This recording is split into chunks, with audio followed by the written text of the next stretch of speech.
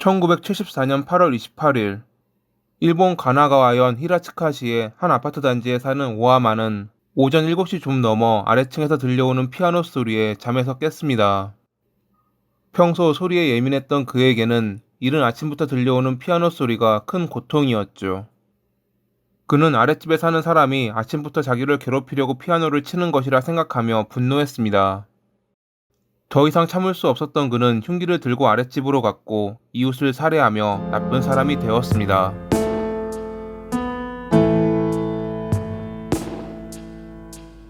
오하마가 처음부터 이런 극단적인 성격은 아니었습니다. 1928년 6월 4일에 일본 도쿄도 도쿄시에서 태어난 그는 밝고 활발하며 학업 성적도 좋은 아이였다고 합니다. 하지만 10살이 되었을 무렵 이웃에 사는 말을 더듬는 아이의 흉내를 내다가 자기도 계속 말을 더듬게 되자 말수가 줄어들고 내성적인 아이로 변했죠. 중학교 시절에는 수업 중 교과서를 제대로 읽지 못해 부끄러움을 샀고 이 일로 심한 열등감이 생겨 수업에도 흥미를 잃었습니다. 누구와도 대화하지 않고 홀로 교실에 앉아있는 아이. 그것이 당시 반 친구들이 기억하는 오하마였죠. 학업에 흥미를 잃은 그는 중학교를 졸업한 뒤 공장에서 일했고 1947년에는 철도회사의 직원이 되며 괜찮은 삶을 살 수 있었습니다. 경륜에 빠지기 전까지는 말이죠. 도박에 빠진 자의 말로는 언제나 비슷합니다. 점차 모아둔 돈이 사라지고 월급을 가불하다 끝내 대부업체에 돈을 빌리게 되죠. 오하마가 그러했습니다. 결국 돈을 갚을 수 없는 지경에 이르자 그는 달아났고 한 달 뒤 가게에서 도둑질을 하다 체포돼 집행유예를 받았습니다. 돈 문제는 도움을 받아 해결했지만 삶의 의욕을 잃은 그는 일도 안 하고 그대로 부모님 집에 눌러 앉아 허송세월을 보냈습니다. 매일 집에서 빈둥대는 그런 그를 형이 나무라자 집을 나와 1년 동안 노숙 생활을 하기도 했죠. 이 무렵 그는 신경성 두통과 이명을 앓기 시작했습니다. 노숙 생활을 접고 여러 일을 전전하던 그는 1959년에 결혼하기도 했지만 1년도 채 안 되어 이혼했고 공장 노동자로 일하며 하루하루를 살아가고 있었죠. 교대 근무였기에 그는 아침 일찍 잠자리에 드는 경우가 많았는데 이 시기부터 이웃들과 여러 다툼을 벌였습니다. 자기가 잠이 들려고 하면 이웃집에서 나는 소리 때문에 깬다며 소음에 민감한 모습을 보였던 것입니다. 이웃들은 아침에 출근 준비 등으로 나는 생활 소리라 말했지만 오하마는 자기에게는 그 소리가 너무 시끄럽다며 매번 이웃들에게 욕을 했죠. 참새가 지저귀는 소리조차 큰 고통이 될 만큼 그는 갈수록 소리에 민감해져 갔습니다.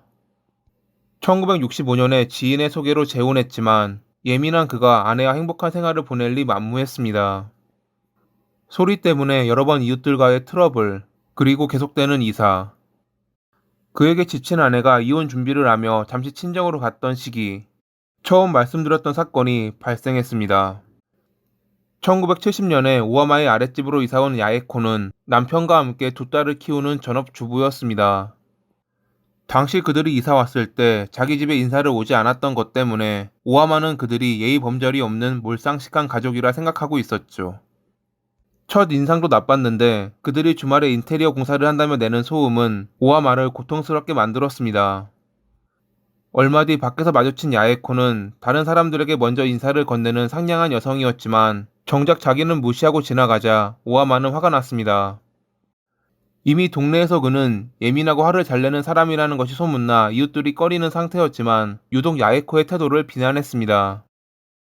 이러한 갈등은 1973년 말에 그녀의 장녀가 피아노를 구입하며 더 커졌죠. 자기가 집에 있을 때는 피아노를 치지 말라며 화내기도 했고 야에코 역시 죄송하다며 주의하겠다고 했지만 집에 있는 시간대가 불분명했던 오하마에게 모든 것을 맞출 수는 없었습니다. 게다가 야에코의 딸은 이제 겨우 초등학교에 들어간 나이였기에 어머니가 주의를 주었음에도 가끔 피아노를 치고는 했다고 합니다.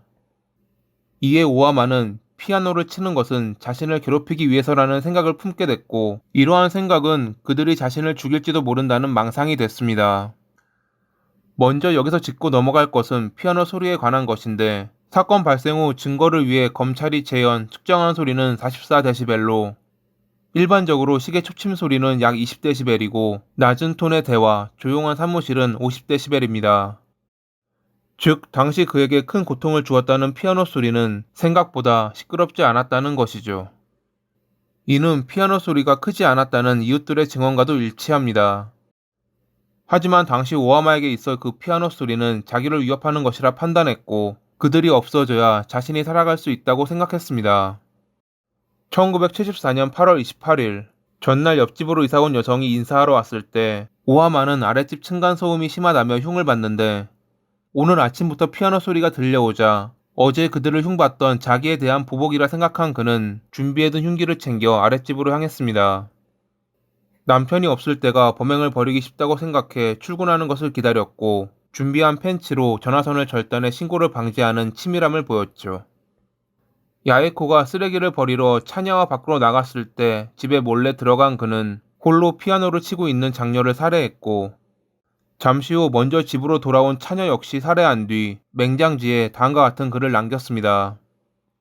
민폐를 끼치면 죄송합니다 라고 한마디쯤 해 기분의 문제야. 이사 왔을 때 인사도 오지 않고 어처구니 없게 굴다니 무슨 짓이야? 인간, 살인마는 될 수 없는 법이야. 그리고 뒤늦게 집으로 돌아온 야에코마저 살해한 오하마. 처음에는 아무것도 모른 척 집으로 돌아가려 했지만 그녀의 집을 나올 당시 마주친 이유 때문에 불안해진 그는 짐을 챙겨 오토바이를 타고 도주했죠. 그의 예상대로 이웃의 신고로 출동한 경찰은 사망한 야에코와 두 자녀를 확인. 또 다른 이웃에 혈흔이 묻은 옷을 입고 오토바이를 타고 가는 오하마를 보았다는 말에 그를 수배하며 추적했습니다.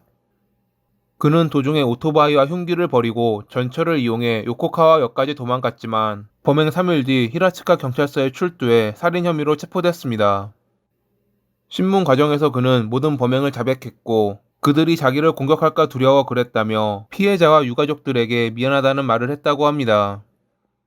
재판에서 검찰은 피아노의 소리가 크지 않았다는 것을 실험과 이웃들의 증언으로 증명하며 타인에게 불쾌감을 줄 소리는 아니었지만 혼자 민감하게 반응한 오하마가 편집 중에 시달려 피해자들을 살해한 반사회적이고 자기중심적인 범행이라며 사형을 구형했습니다. 변호사는 그가 정신병에 시달려 저지른 범행이라며 선처를 요구했지만 되려 오하마는 검찰의 구형에 아무런 불만 없이 그저 사형을 바란다는 일관적인 태도로 임했습니다. 1975년 10월 20일에 열린 선고 공판에서 요코하마 지방법원은 죄질이 무거워 극형밖에 선택지가 없다며 그에게 사형을 선고했죠. 소음 피해자 협회는 소음 문제로 살인을 저지른 행동은 잘못됐지만 그를 지원한다며 100건에 가까운 청원서를 제출했지만 오하마는 이를 거부했습니다. 변호사는 항소했지만 그는 직접 항소를 철회하며 1977년 4월 16일에 공식적으로 사형이 확정됐죠.